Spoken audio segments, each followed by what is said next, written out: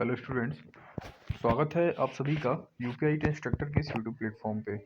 देखिए, आज के इस सेशन में जो इंस्ट्रक्टर की पोस्ट निकली हुई हैं एम्प्लॉयमेंट न्यूज़पेपर में, उसमें लगभग 14 पोस्ट निकाली गई हैं ministry of labour and employment की ओर से। तो आज हम उन्हीं पोस्ट के बारे में डिस्कशन करेंगे और आखिर ये पोस्ट के लिए कौन कौन से कैंडिडेट्स एलिजिबल हैं और क्या इसका क्वालिफिकेशन क्राइटेरिया रहेगा। देखिए, आप जो स्क्रीन पर अभी देख पा रहे हैं, the requisition of 14th post of vocational instructor in various trade level 6 of the pay matrix of various national career service centers for differently abled along with the requirement rule is herewith enclosed. You are requested to get an advertisement published in the employment newspaper for the 14th post of vocational instructor.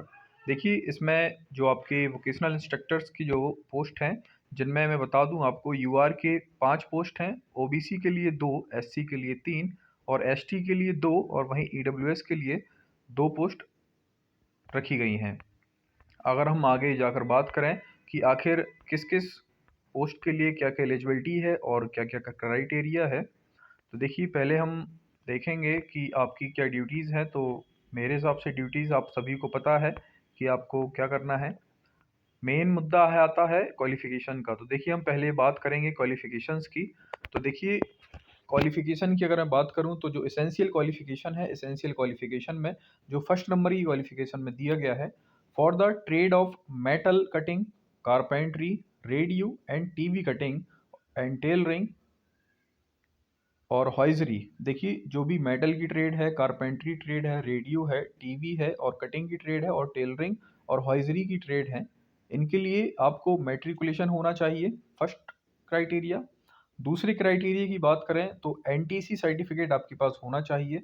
NTC certificate यानी कि आपके पास ITI होना चाहिए और उस relevant trade में ही ITI होना चाहिए। जैसे आप मान लीजिए आप कारपेंट्री से आपने आईटीआई किया हुआ है, तो आप सिर्फ कारपेंट्री की ट्रेड पर ही आप अपना जो फॉर्म है वो भर पाएंगे।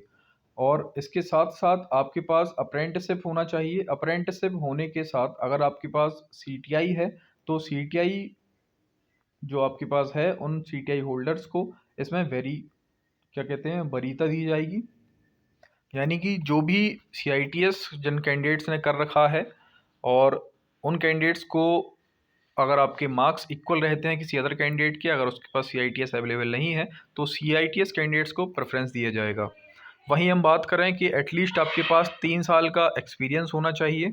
वहीं अगर हम दूसरी क्वालिफिकेशंस की बात करें जो कि कॉमर्स ट्रेड से रिलेटेड है, तो इन कॉमर्स ट्रेड के लिए जो एसेंशियल शर्त है, तो देखिए, इसमें ग्रेजुएशन होना चाहिए किसी भी रिकॉग्नाइज्ड यूनिवर्सिटी से और साथ ही साथ आपके पास डिप्लोमा या सर्टिफिकेट होना चाहिए कॉमर्शियल या सेक्रेटरियल प्रैक्टिस का, जो कि किसी भी आप रिकॉग्नाइज यूनिवर्सिटी से आपने कर रखा हो।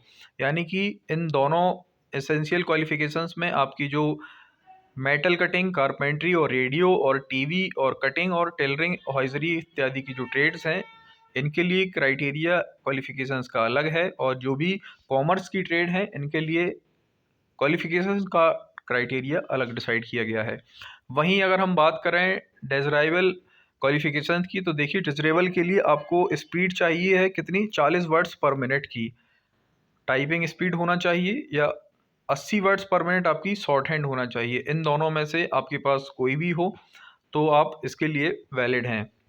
अगर आपके पास ये दोनों कंडीशंस फुलफ़िल हो रही हैं, तो आप ये फॉर्म ज़रूर भरिए। मेरे हिसाब से आपके लिए एक बेस्ट अपॉर्चुनिटी है और उन एस्पिरेंट्स के लिए अपॉर्चुनिटी है जिन्होंने अभी रिसेंटली सीआईटीएस कंप्लीट कर रखा है और उनके पास ऑलरेडी एक्सपीरियंस सर्टिफिकेट है और टाइपिंग भी है।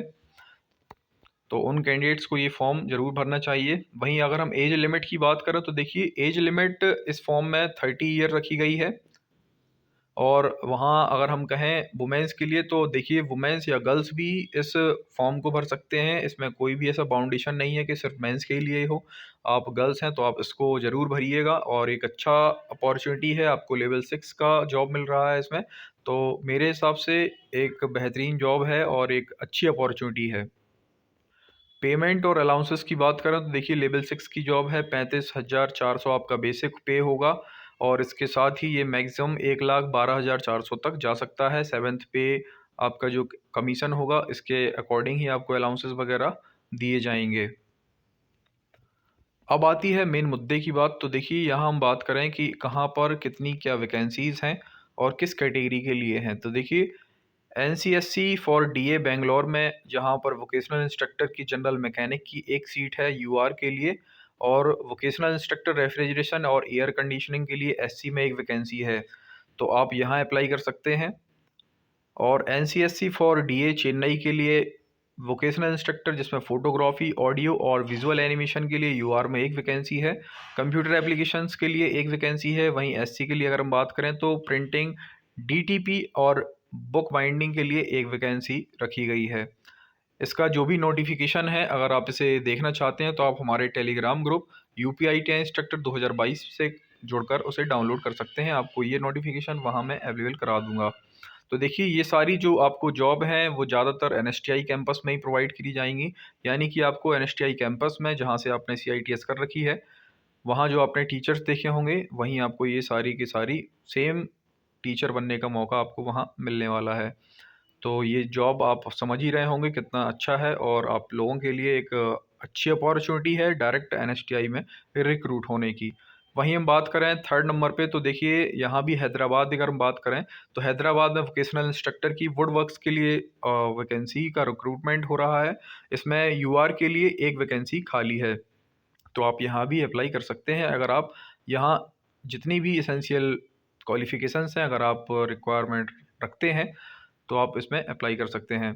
वहीं हम बात करें कि एनसीएससी कोलकाता के बारे में तो यहाँ आप वोकेशनल इंस्ट्रक्टर ड्रेस मेकिंग की वैकेंसी है जो कि एससी कैटेगरी के लिए है।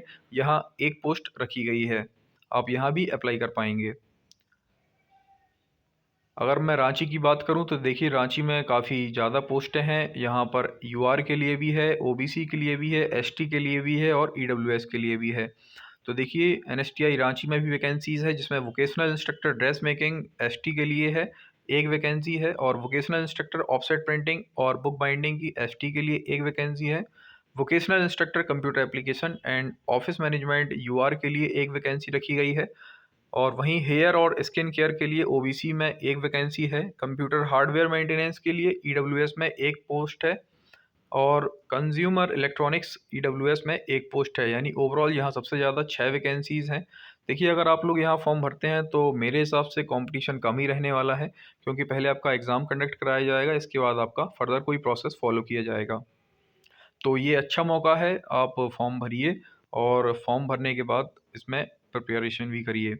वहीं मैं बात करूं मुंबई के लिए तो देखिए यहाँ vocational instructor computer application and office management OBC के लिए एक पोस्ट निकाली गई है। तो ओवरऑल ये 14 पोस्टें हैं जिनका विवरण मैं आपको दे चुका हूँ।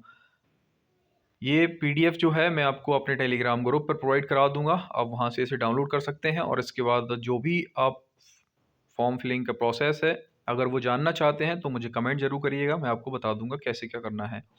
आई होप आप सभी को जानकारी समझ आई होगी। अगर अच्छी लगे तो वीडियो को शेयर करें, वीडियो पसंद आए तो लाइक करें, चैनल को सब्सक्राइब जरूर करें। Thank you so much, good day.